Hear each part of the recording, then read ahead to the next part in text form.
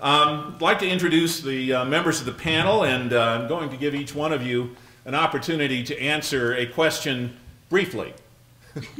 And that will allow us to get through the entire group. First of all, Kyle Bishop, who is director of the Southern Utah University Faculty Center, studies and practices creative approaches to teaching. And Kyle, creativity as a goal, is it appropriate for a university to set as a goal? Why should we do this? Well, I think one thing that we need to recognize is that the students today, more so than the previous generation, are somewhat inherently creative and innovative.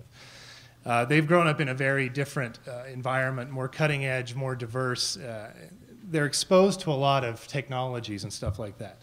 So I was just thinking about my kid, my 6-year-old. You know, he loves to play with Legos and video games like I did, but he's also making his own home movies, you know, building things in the yard.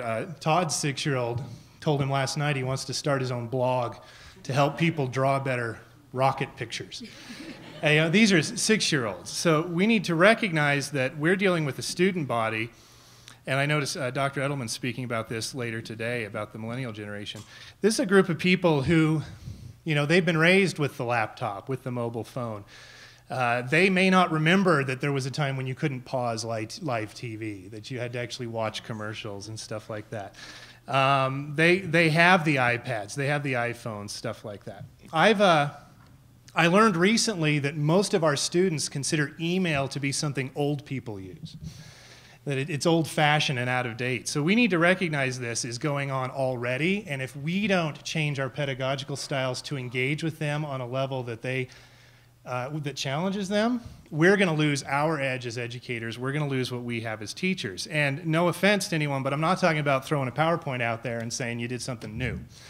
That's old. They want something that's going to challenge them and push them. And I think this is where experiential education is so important, that we need to get their hands dirty, we need to get them in the trenches, we need to get them doing more than just writing a traditional essay or just taking a Scantron test. We need to be pushing them. And so one way to think of it, we're not, as educators, going to try to make them be creative. We're going to let them be creative, because I think they already want it. But that means that we have to be creative in the delivery method to meet them part way.